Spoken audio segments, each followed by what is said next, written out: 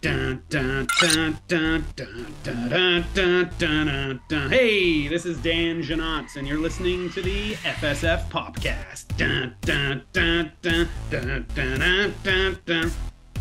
The show that convinced the producers of the Book of Boba Fett that all the speeder chase scenes should be slowed down and that the audience would really appreciate them way more that way.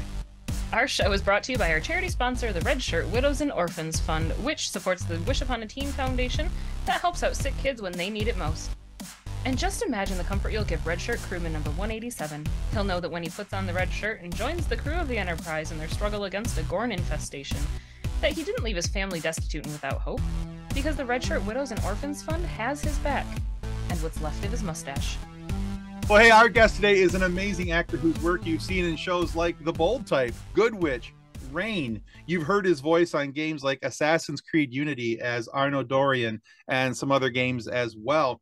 But we are sure that you may very well know him best for his work on Star Trek Strange New Worlds. That's where I got to know him and was excited. I was like, oh my God, we're going to talk with Dan. As George Samuel Kirk, or Sam Kirk, as he's known on the show, the brother of, that other Kirk guy, the not as cool one. But anyway, we are so proud to welcome Dan Jeannotte to the FSF PopCast. Welcome to the show, Dan. Thank you so much for having me. I'm excited. Yeah, absolutely. We hope that continues. We're at the, we have to decide, are we on the climb of the roller coaster, or are we on the way down where everybody's like, well, I'm glad that's over with. So we'll see. You never know with us. You never know. I feel like we're still climbing. We haven't peaked. Peaked. That's good.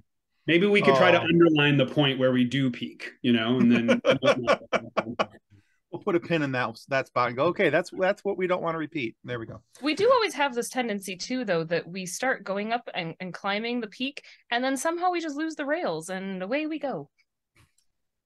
Sounds fun to you. Yeah, that's what happens when you get a couple people with ADHD and you give them microphones. It just happens. So, all right, Dan. One of the things we love to do is talk with our guests. It's kind of become a staple of the show. We like to talk with our guests about their backgrounds, how they got started, how they became the person that they are sitting across the virtual table from us. So in the story of Dan Jeannotte, what influenced you at an early age to get you started in the entertainment business, and what keeps you going now? How'd you get from there to here? Great question. You want to hear my origin story? Absolutely. Yeah. Well, I think I can kind of trace it back if we go way back. I've always been interested in stories. I've always been a big reader from a pretty young age. And I think I don't know, maybe I was a little bit precocious. I was writing stories from a young age too, dictating them to my mom at first, and then writing my own. And I grew up kind of immersed in books.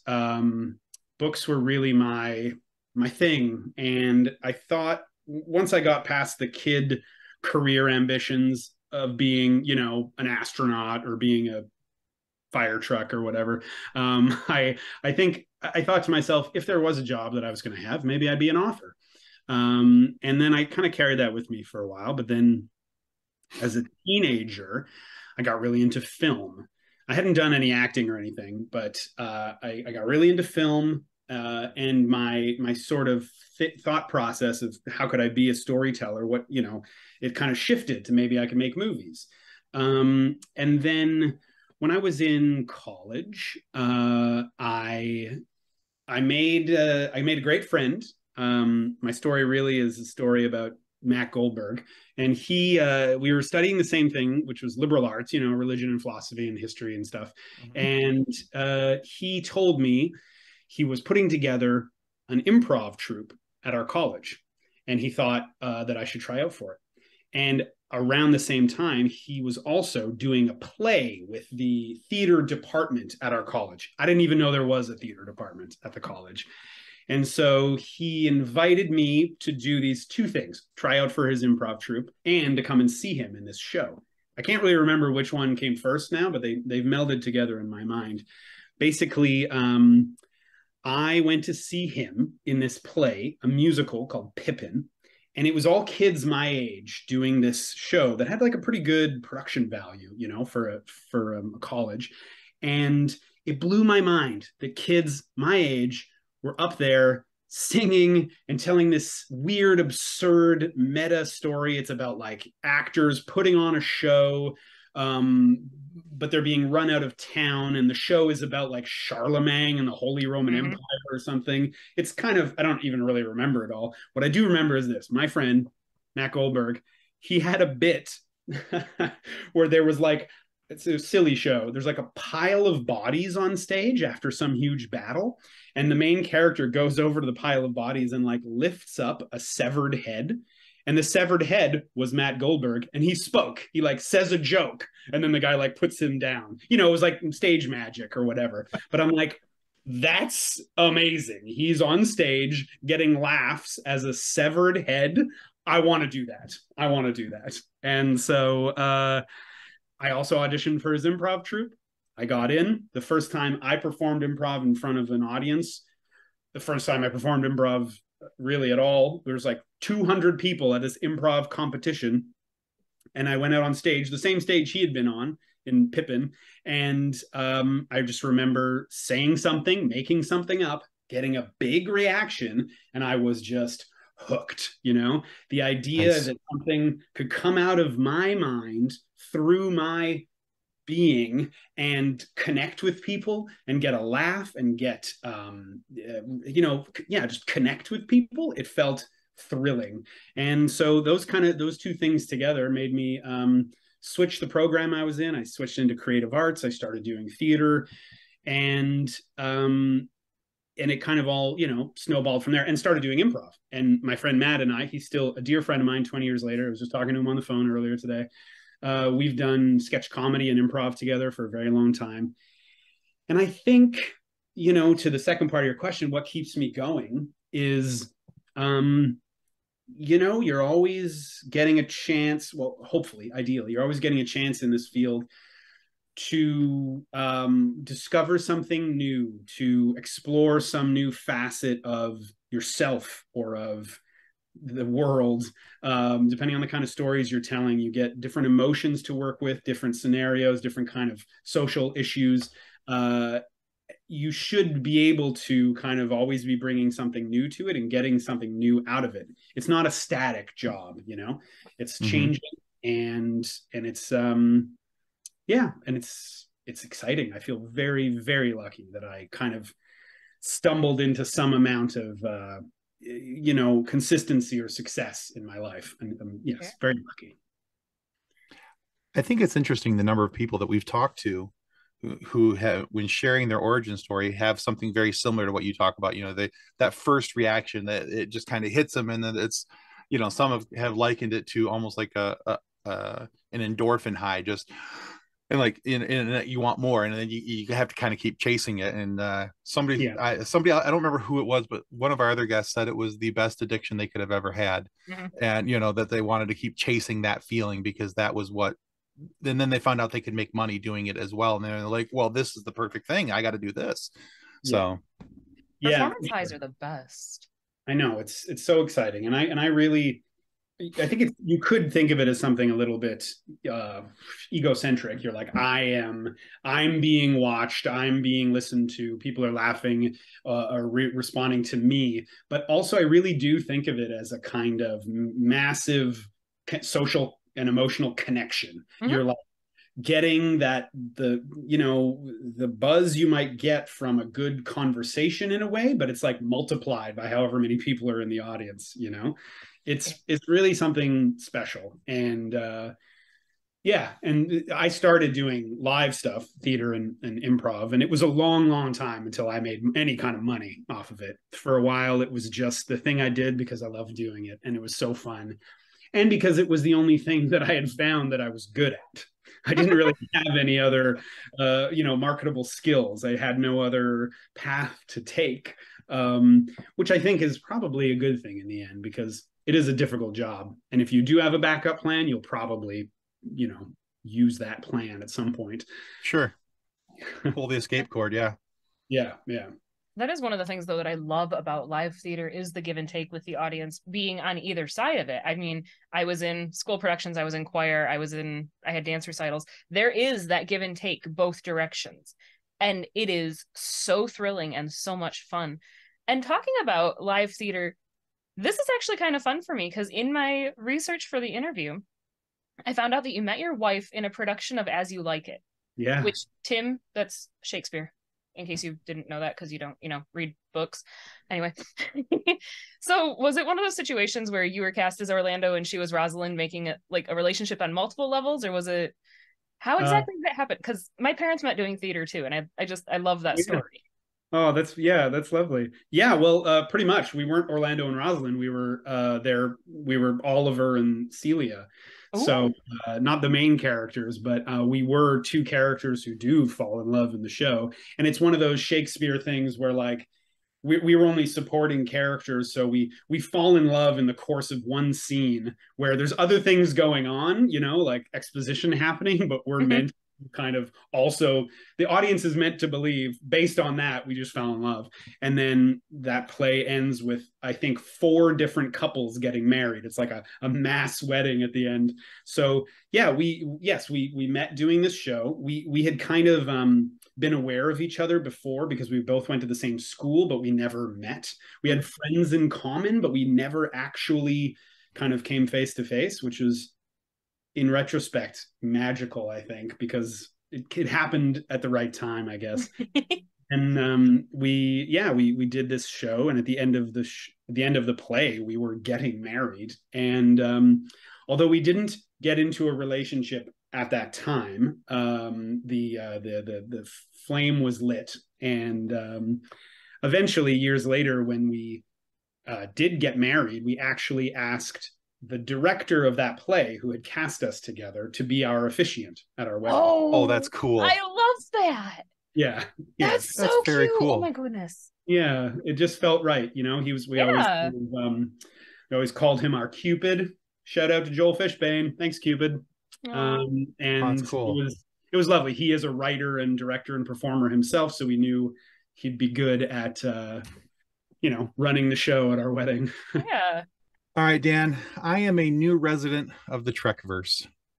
So for years, I have done all that I could to stay away from anything Star Trek related. I had I may or may not have liked your fictional brother very much. And so I may have avoided some of. I want to hear more about this, Tim. I want you to tell me about this. You had some early experience watching like the original series, and you were sort of rubbed the wrong way. I just never liked. It was more. I didn't have a problem with Kirk per se. I never liked William Shatner, and so I was just like, why sit down and watch more of that when I don't like that guy? He's the main dude in the show. I'm going to see him every episode. There's not going to be an episode without him. Mm-hmm. And so I was like, anyway. There were some things in Star Trek, like I absolutely loved The Wrath of Khan, always have. I always thought that was such a cool movie. One of the greatest, evil bad guy revenge attempt movies. And I just love it. And, but I never really got into Trek itself. So when like Next Generation came out, I didn't watch it, Enterprise, DS9, all that stuff, ignored it all. I was firmly Voyager. Don't forget Voyager. Yeah, I didn't want to watch Voyager or never forget Voyager. I was firmly in the Star Wars camp, and I was just like, yeah, Star Trek sucks. I'm not watching that. But for whatever reason, I sat down and I decided that I should just watch Strange New Worlds. And good for you. See, change is possible. Yeah, I watched the first episode of Strange New Worlds, and I was like, well, this ain't so bad. And so I watched the second one, and then I watched the third one, and I found myself really, really enjoying the story and getting involved with it. And so then I went back and I watched the rest of TOS, and now I'm in Next Generation. And cool. I can't say that I watched the rest of TOS. I got to a point in TOS where I was like, yeah, and I've had my fill of Shatner. We're going to move to Next Generation now. So, but Shatner is so much fun. Actually, you know what? I like him better in the movies than I do the TV series because there's a difference in how he portrays Kirk in both of those. So I prefer Boston Legal. Yeah, I prefer him. I prefer movie Kirk over TV show Kirk. Anyway, that's a whole nother thing. But so my question out of all of that rambling is, were you a fan of Star Trek before getting the role of Sam Kirk? And if so, what was your entry point into the nerdiverse?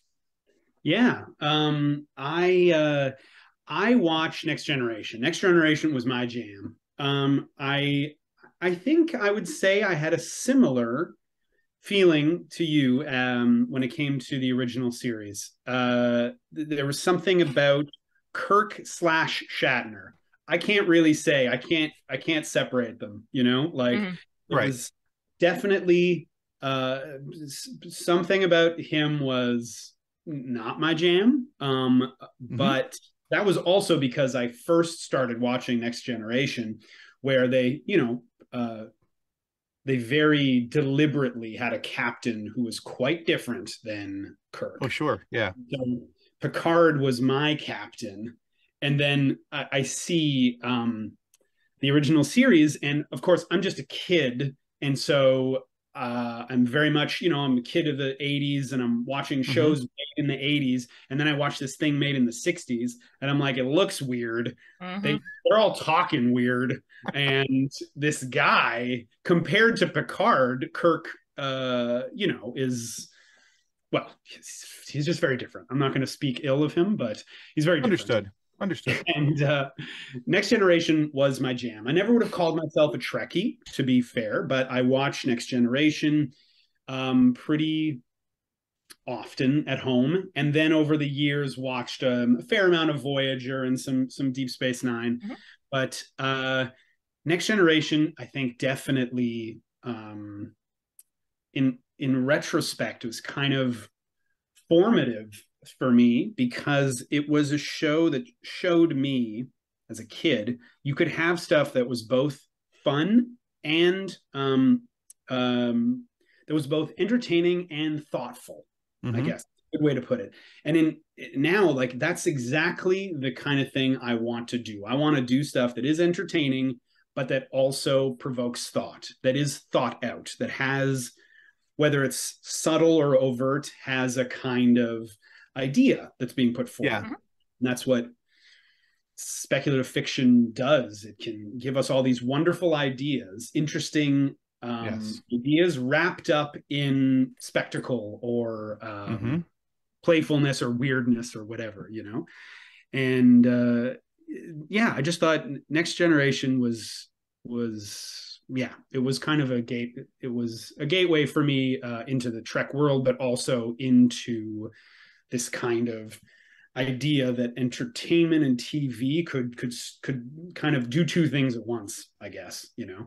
And I was a kid watching a show that was for adults, but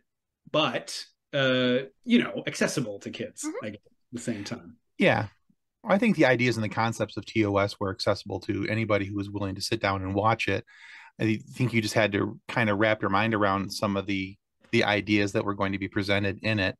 And that's one of the things that, even though I didn't like TOS to begin with, one of the things I did appreciate about it is that there were many times where I would stop watching an episode and it would force me to think. It Yeah. would force me to think about, well, if that was reality today, what would be my reaction to that scenario, Yeah. and things along those lines. So that's one of the things I do like about the difference of between Star Wars and Star Trek is that Star Trek is more hopeful, it's more methodical in its actions, and with the speculative fiction, and Star Wars has got the pew pews and the laser swords and things go boom more. So there is that. But Yeah. I Well, can yeah, agree with that. yeah, and I guess because it's films, it's broader themes, whereas the episodes of Star Trek can have these self-contained ideas. Like more ground is covered, I guess, in Mhm. all of the episodes of Star Trek.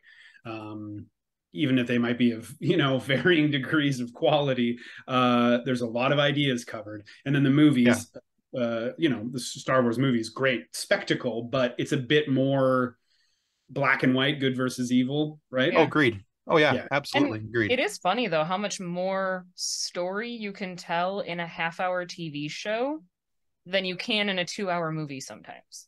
Yeah. Yeah. Well, yeah, Yeah. especially over the course of a season, you got the continuation of character Right. Yeah, development I mean and you can have roles and character things. arcs, but even like one-shot episodes, sometimes there's more plot to a half-hour, 45-minute TV show than there is a 2-hour movie. Yeah. This Skywalker. Anyway, I wasn't gonna say it. Just gonna strongly imply it. let me ask you a quick follow up to that. So we know what your entry point is now with TNG and all that. So what does it mean personally to you for you to have a namespace inside of the Star Trek universe? It's so weird. It's still so weird to me. Surreal. Like even as we were talking about it, and I was thinking about Next Generation, the shows I watched, I was remembering playing Next Generation with my friends in the backyard. Mm-hmm. I actually wasn't connecting that to my life now, where I have a role in this world. It's bizarre to me, it's surreal. It's just it's so it's so I'm so humbled and honored that I get to be a small part of this beautiful sci-fi world that so many people have embraced over the years. It is such a beloved property, such a Mm-hmm. beloved world. It's one of these very rare things where we were before Strange New Worlds premiered, we all had a level of confidence, let's say, that the show was going to do well enough. And that kind of confidence is unheard of with any other show that's premiering because we were piggybacking on the success of decades worth of great Star Trek. So yes, I feel very yeah, still kind of giddy to be a part of it, and just kind of, I don't know. I don't know if I'll ever get a chance to play a part like this that comes with like a ready-made fan base. Um, I'm glad that I'm playing a character who's connected to the world, but I'm not repeating. I'm not taking on a character who's already been played.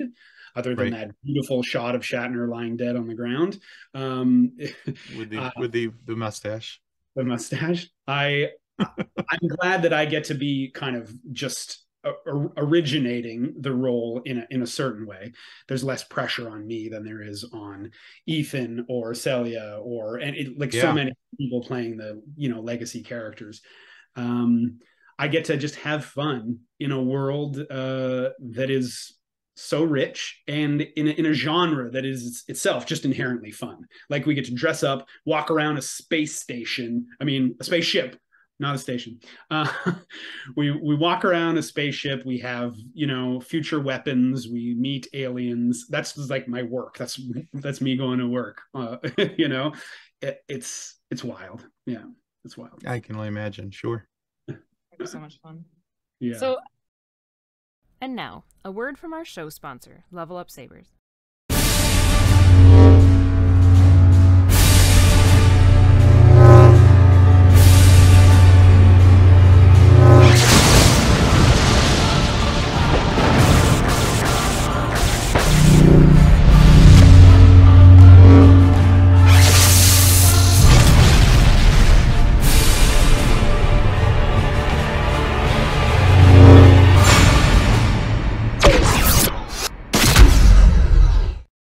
Their link can be found in the show notes. Welcome back to the FSF PopCast. Out of all of your roles on IMDb, other than obviously Star Trek, the one that jumped out to me was your performance as Arno Dorian in Assassin's Creed Unity, who also then appears in Assassin's Creed Rogue as well. And you did more than just the voiceover for that role, if I understand correctly. You also did the motion capture for the character. Yeah, that's right. Yeah. So outside of that character role, are you a gamer at all? And if so, do you have a favorite game or series? I can't lie, I'm not a gamer. Oh. Yeah, I've never even played Assassin's Creed. Really? I have watched someone play the player character who I voiced. That was strange, but I I had a period of gaming when I was younger. When I was young, I played computer games, and I was all about the Sierra RPGs like King's Quest and Space Quest, those games. Mhm. Um, all about that and Civilization. And that was, yeah, as a teenager I was into that heavily, but I didn't ever have a console at home. Mm. And then I got a console in I think the first apartment I lived in, and a friend of mine, he and we got into Grand Theft Auto when it was Oh yeah. Vice City, and I got obsessed with that game for a little while. I remember, to the point where I was dreaming about it, but not even just dreaming like I was living in the game. I was dreaming that I was sitting in front of the TV playing the game. Wow. Oh, And interesting. I woke up one day from one of those, and I walked into the living room where my buddy was, and I was like, "We're not playing this game anymore." Taking over my brain, and so I kind of like quit cold turkey, I think. So yeah, didn't really after that didn't really pursue gaming, I guess. But it was so much fun to do the motion capture for Assassin's Creed. Like one of the coolest jobs I've ever had, for sure, because it's kind of a mix of theater, in terms of the performance of it, and Okay. the day work. It was kind of like a mix of theater and TV, because we were in this big warehouse, with a million cameras set up all around. We're wearing our mocap suits. We got the dots on our faces, and there's cameras set up and cameras, like handheld cameras, being moved around all around us. And we were just free to kind of like move through the space and invent what we're seeing. Oh, And that cool. was super, super fun. And I didn't get to do the like badass parkour stuff. They got actual like stunt people to do that stuff. But I did get to do in the cutscene stuff some kind of more physical sword play and stuff. And that was just so much fun to do. And I did that in Montreal, where I'm from. Ubisoft has a big office there. And so the Mhm. people I was working with were almost all friends of mine, or people that I'd worked with in the theater community over the years. Catherine Barabay, who played Elise in that, we had done theater together before, and now we're doing this Cool. funny motion capture, dots on our face, romantic scenes with cameras stuck to our heads. It was great fun, and I want to do more of that work, even though I don't play the games myself. I want to do more of that work. Right. I mean, it sounds like fun. Oh yeah, It just sounds like a fun day. totally, totally. And there's a lot less like downtime and waiting than there is on a TV or film set, because there's no lighting that needs to get done. There's no Right. real sets that need to get set up. It was a Sure. lot more active, and you're physical, obviously, and Mhm.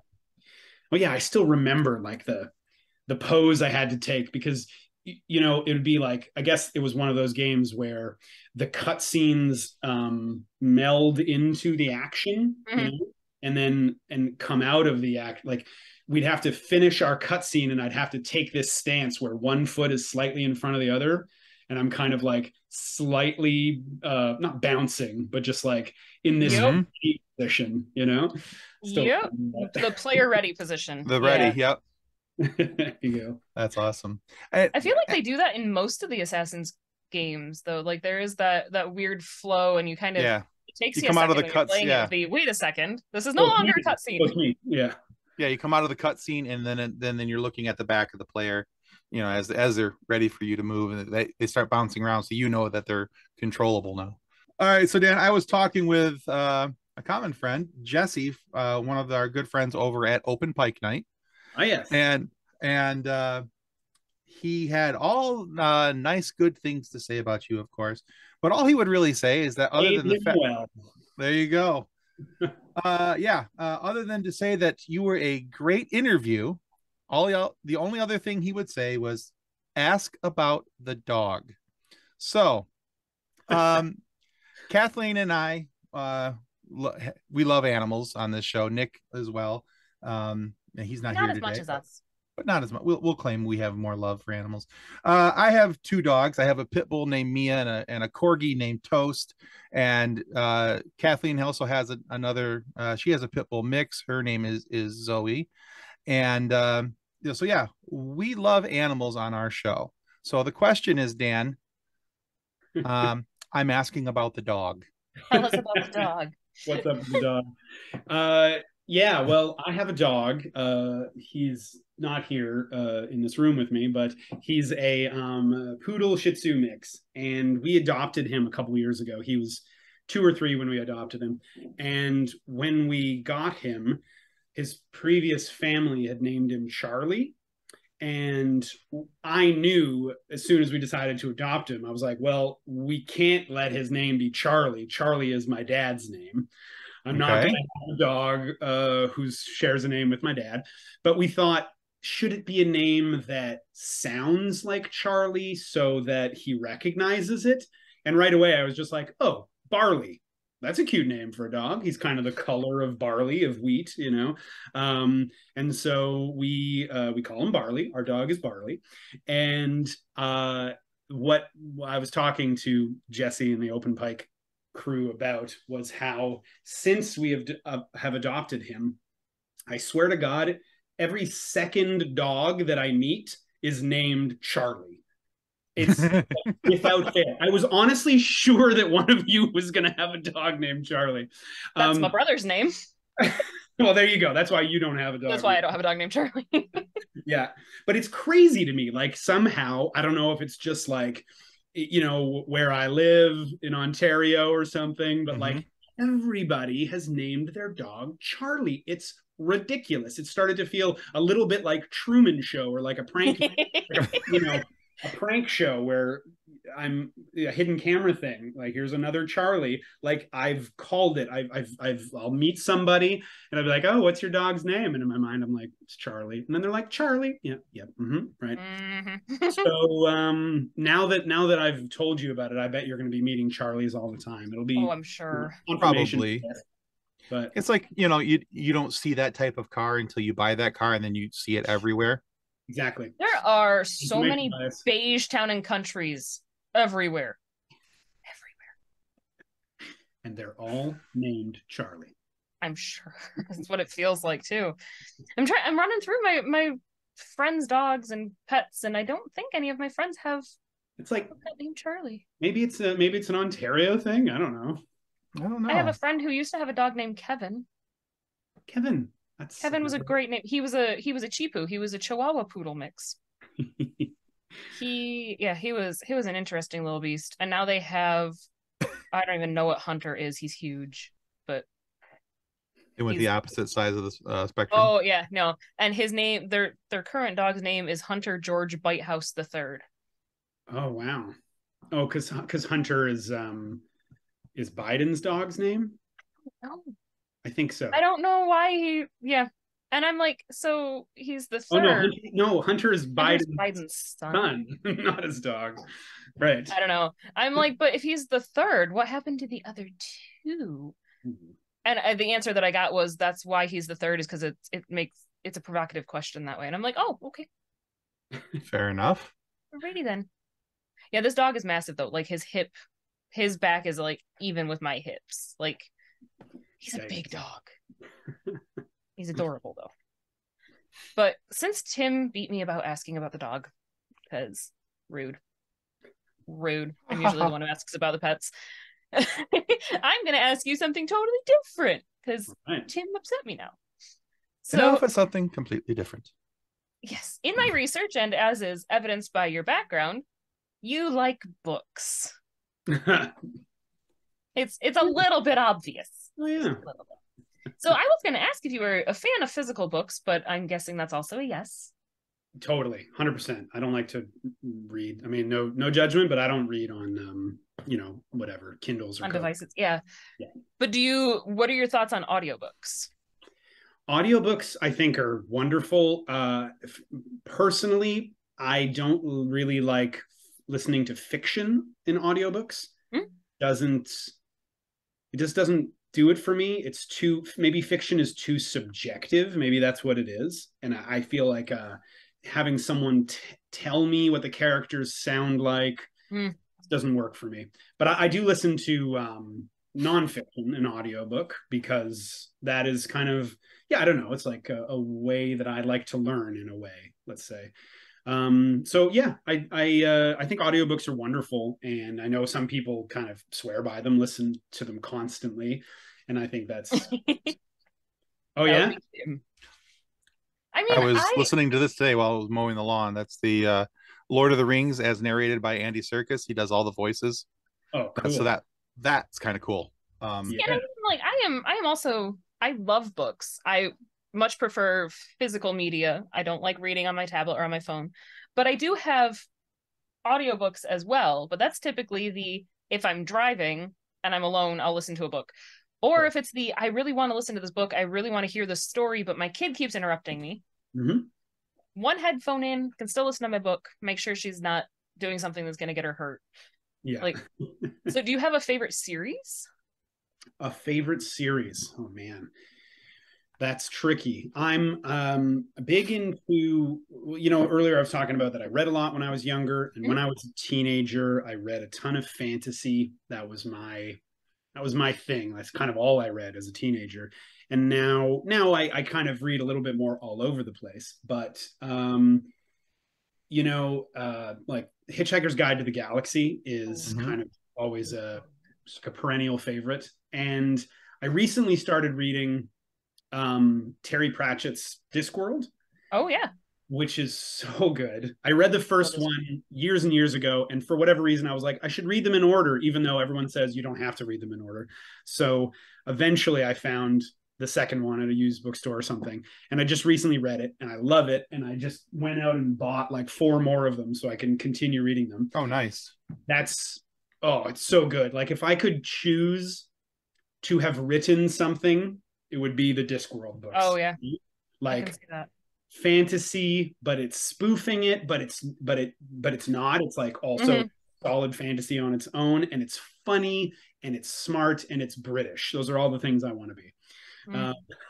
There you go. So, yeah, Discworld, I'd say. Pretty great series. And so with Hitchhiker's Guide, have you ever read Long Dark Tea Time of the Soul? Yes. Oh my word. I read it such a weird book. Yeah, I read it a long time ago, but I did read it, and yes, it was weird. And and then there was a couple years ago, I don't know if you ever saw the show they made out of Dirk Gently. Yeah, I love that show. It was wacky, but I'm like, this is my thing. I'm into this. All right, Dan. So we've reached the phase in the show where we now present you with a silly question, because as Kathleen likes to point out, the rest of our questions have been oh so serious. But you can answer this as serious or silly as you would like. Okay. Here we go. What is a food combination that people eat that you just can't get behind? For instance, I know people who like to take their French fries and dip them into their Wendy's Frosties. Because it's delicious. I can't. My daughter likes to put ketchup on macaroni and cheese. Also cannot. Also delicious. That's so interesting how there's some things that you just take for granted are like the normal way to eat things. Like you were like fries and Wendy's. I'm like, that's weird. And then you're like ketchup and macaroni and cheese. I'm like, isn't that the way that it is eaten? Like I guess it depends on what we grow up with, right? But what do I find weird? I love sushi. I think that cream cheese in sushi, because that is one of the ways they make it, is gross. I don't like that. That texture sounds wrong. It's a filler piece that people put in there for cheaper places, especially if you go to a buffet. They chock it full of cream cheese. Yeah. When I order sushi, I always say, if it's like a party platter or whatever, I'm like, no cream cheese. We have an allergy. We don't have an allergy. I just don't want any of it. Fair enough. Texture just sounds wrong. Yeah, it's weird. I'm not a huge sushi fan, and I don't like. There's a place I want to take my daughter to, over by my in-laws' house over by Lansing, Michigan, and it's like $35-40 a person, all you can eat sushi, and they make the sushi fresh in front of you at per order. Oh.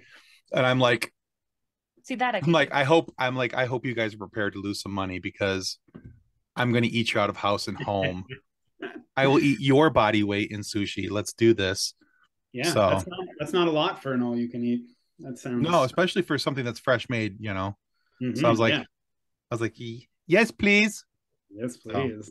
yeah, I can't think of any food combos that I'm like, oh, that's gross. pepperoni and not pineapple on pizza, also Delicious. gross. Yeah. I've come around on that one. I've come around on it. I used to think it was gross. Yeah. I don't like the combination of because I keep trying it, because the rest of my family loves the Hawaiian style pizza. Mm-hmm. And I can't get past the sweet of the pineapple and the tomato sauce together. It just, something about that combination, the way it hits my palate, I'm just like, no, thank you. See, and I think I like sweet and sour meatballs, and I think that's part of the reason that I like Hawaiian pizza. Pizza is I like the sweet and the savory. Mm-hmm, mm-hmm. I'm just now getting meatballs so much that I had them at my graduation party and at my wedding. And I'm just now getting to a point in life where I like sweet and sour sauce. So my wedding that also had macaroni and cheese and chicken nuggets. Like, that was the entree. That's good. You know how to make people happy. It was solid comfort food. It was great. But were they dino nuggets where you could play with them and move them across the plate? No, I wanted dino nuggets, but those weren't the ones that they had available in the bulk quantities that we needed for the wedding. Freaking jerks. I know, right? And chocolate cake. I had chocolate cake at my wedding, which people also told me was not okay. Jerks. Hey, it's not their wedding. It doesn't matter. Right? My wedding. I can have chocolate cake if I want. Mm-hmm. It was delicious. Oh, goodness. All right. Now that we've talked about food and now I'm hungry again, Dan, thank you so much for being on our show with us today. Where can our viewers and our listeners go to find out more about you and your work? Strange New Worlds premieres June 15th. That's tomorrow from the date of recording. June 15th on Paramount Plus and Crave if you're Canadian and want to watch it streaming. So that'll be a good thing to check out. I'm super excited about it. And otherwise, I guess they can find me on Twitter. I don't know. I pop in there sometimes. I think I'm just at Dan Jeannotte. Yes. But yes, thank you. But yeah, otherwise, just keep watching the show, keep loving the show, and we'll keep coming back. We are waiting to start filming the third season. We haven't started because writers are not getting paid fairly. So I say, anyone who's listening to this, support the writers' strike.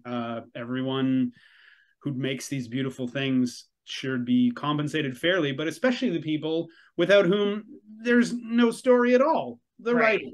So absolutely support the writers' strike. Definitely. Yeah, absolutely. That is definitely the most acceptable reason to not be filming season 3, but also the worst reason. Yeah, exactly. But it's going to happen. It's going to happen, and it's going to be amazing. And I am just really stoked to see how season 2 looks, because I know it's got some amazing, amazing episodes in there. I'm anxious to start watching it tomorrow. So yeah, well, we will definitely link your Twitter. And guys, seriously, check out Star Trek Strange New Worlds. Do it. Oh yeah, it's so much fun. It's so much fun. I think it's worth noting to anyone who's, maybe on the fence about Star Trek, like Tim, you used to be. I don't think that Strange New Worlds requires a whole lot of buy-in or whatever you call it. Like, you don't need to know very much. Every episode is fairly self-contained. Just a fun adventure every week. And if you do know the history of the characters, then there's always a kind of nice through line for you. But it's a show you can totally just jump into to watch some fun sci-fi. Absolutely agreed. I had very little Trek knowledge to begin with. I had some of the absolute basics down just because of being, alive and Trek being a thing. So, but yeah, the buy-in is very low, but the payoff is great. So yeah, absolutely get into Strange New Worlds. And if you want to find out more about Dan, you can always use Google. Google is free. So trust me, there's a ton of stuff out there. That's how we stalked him. I mean, we did our research for Dan for this episode. Don't forget our pretty bow, Tim. That's right. The pretty bow of research. So, all right, guys, I want to remind you that subscribing is the single most important thing that you can do to help our show to continue to grow, to help us get more amazing guests like Dan Jeannotte here, to have these fun conversations with and funny moments for you guys to be able to listen to. So please subscribe. It helps out well more than you'll ever know. And check out Dan's work as well, whether you go back, look at the stuff that he's done years past, or you sit down tomorrow morning, June 15th, and sit down and watch the awesomeness that will be Strange New Worlds Season 2. And so check that out as well. And also, you'll probably find some fun stuff from this episode on our Patreon channel. The behind the scenes and extra bonus content that may have gotten not part of this episode. So you'll have to wait and see. So go there. Take my shirt off. Maybe I kept mine on to not scare people with how white I am. So there's that. But your camera could not handle that. No, it couldn't. It would. Your cameras and your monitors at home would burst into flames. But if for whatever reason you are not happy with the content of our show today, please feel free to lodge a complaint with the head of our complaint department, Arno Dorian from Assassin's Creed. Yeah, just give him one copy of your complaint to Arno, because look, we hope that maybe he and his secret group of assassins will lose the note and about our atrocities from behind this microphone and let us go about our day. Chances are that's not going to happen. But if the complaint form makes their way to Arno and his friends, know that we will never see them coming. We will never hear them coming. And no one will ever hear from us again, because they're that effective. So be kind. Or just report Nick, because he's not here to defend himself today. Actually, I like that option. Let's go with that option. Go ahead and report Nick. Kathleen, you okay with that? It was all Nick's fault. All totally Nick's fault. Yeah. Okay. Yep. Back that up. Yeah. Dan agrees. So yeah, let's go with that. Sorry, Nick. Nice knowing you. This is what happens when you're not here, Nick. The bus runneth thine over. Exactly. All right, guys. Thank you so much. That's going to do it for the FSF PopCast today. Goodbye. Thanks for having me, you guys. Thank you for being with us. Yeah.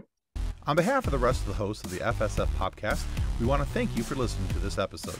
If you'd like to be a guest on a future episode, please contact us by means of Twitter or Instagram using the handle @FSF PopCast.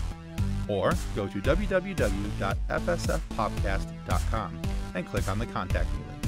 Thanks again, and hope you enjoyed the episode.